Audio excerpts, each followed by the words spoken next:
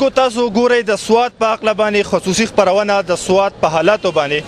د مسلم خان خبرې تاسو واورېدې د هغې په حکومت باندې تور لګوي چې حکومت د امن لوزنامه کړې ده ولې با اختیار نه دی. موږ کوشش وکړو چې د حکومت موقف تاسو ته پیش کړو ولې د بده مرغه په سوات کې 7 MPs دي دې وخت کې په سوات کې 1 MPs هم په خپل کور کې نشته په سوات کې نشته هغې ناستې په پېښور کې موږ رابطې وکړې به هر حال موږ د هغې سره د هغې کوم موقف چې دی هغه به تاسو ته د میډیا په ذریعه به تاسو کتلی هم وي خو موږ د سوات د خلکو نه تپوس کوو دلته د عام ولس نه چې هغه پریشانه دي هغې په تکلیف کې دي چې هغې څه وایي نو د سوات د خلکو سره خبرې اترې کوو. د سوات خلک د تیر یو کال نه د غیر یقیني صورتحال سره مخ دي او دلته کې د دې غیر یقیني صورتحال په وجه باندې چې د دې ځای معیشت او سیاحت ته کم نقصان ورسېدو دلته چې کاروبار خراب شو هغه د چا نه پټ پناه نه دي. په دې منځ کې د سرحد صوبایي حکومت او د مقامي طالبانو ترمنځ څه امن معاهده وشوه او د دغې سره خلکو ساه واخیستو چې د دې امن معاهدې نه د دې ځای د سوات خلکو ډېر دغه وابسته کړل چې یاره دا امن معاهده ډېر امیدونه یې وابسته کړل چې دا امن معاهده به د سوات دپاره د پایدار امن دپاره یو نوید جوړ شي خو داسې ونه شوه د بعضې حالاتو په وجه باندې دلته حالات بیا خراب شو او دلته بیا هغه بم دماکې او د سکولونه سوځولو او کاروبار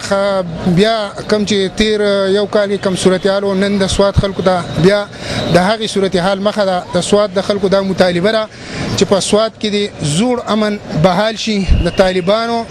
او د حکومت نه د سوات د خلکو دا مطالبه ده چې د امن معاهده برقرار وساتي چې په سوات کې یو پایدار امن بیا راشي. په دې کې زه دا وایم چې هغه امن معاهده ډېر یو مشکل کار واقع شوی دی. اوس زه فریقانو ته دا خواست کوم چې انتهایی د صبر او تحمل نه کار والي او دغه معاهده عملي کړی شي چې په دې سوات کې دا کوم حالات جوړ شوي دي زموږ معیشت تباه شو اقتصاد تباه شو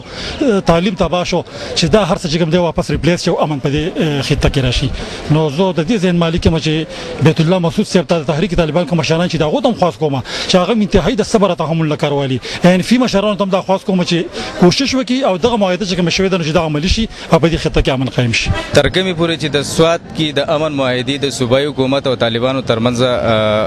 خبره ده نو صوبایي حکومت نه چې خلکو کوم توقعات کړي او کوم چې دوی له د امن معاهده په دغه باندې ورکړو هغه دغه کې دوی صحیح ثابت نشو. حالانکه د سوات نه MPAګان او داسې یو MNA د عوامي نیشنل پارټۍ د اړخه خلکو ته ووټ ورکړی په هغو باندې اعتماد کړی خو د دوی او د سوات تحریک طالبان ترمنځ کومه معاهده چې شوې ده هغه د روسه پورې په دې باندې عمل درآمد نه شي او هغه حالات چې کوم د معاهدې نه مخکې او کوم اپریشن نه مخکې چې په سوات کې کوم حالات هغه حالات نن موږ بیا ګورو چې هغه بیا شروع شي دي. بم دماکي کېږي سکولونه سوځول کېږي د هغې نه علاوه خلک قتل کېږي خو د امن معاهدې هغه دغه مخې ته رانه لکه کوم چې لکه په کار وو. په دې وجه باندې موږ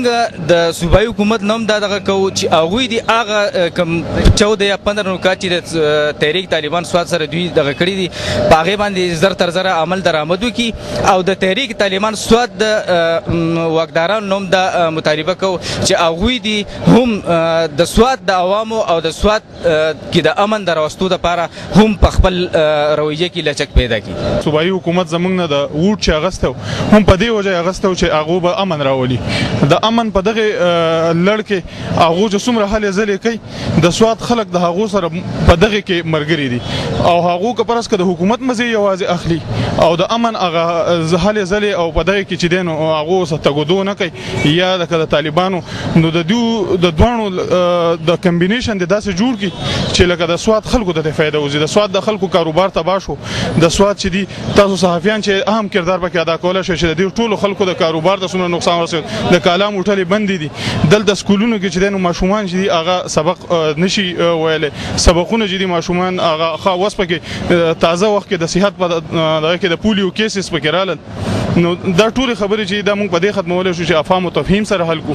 او دې کسانو هوټ اغسته په دغه باندې نو دیو چې دی هغه موږ ته جواب دی چې هغه امن هغه دغه دی راولي او حکومت چې حکومت چې سکول غواړي کولای شي د سواد په غانې دی موږ به چې دا کم چې فوجان چې دا بر ریزن لرکو موږ به امن راولو په سواد کې خو دي چې وسو ټول امن خو دې را نه وسو دي خو لاړو لا خو د خو سره میلاو شو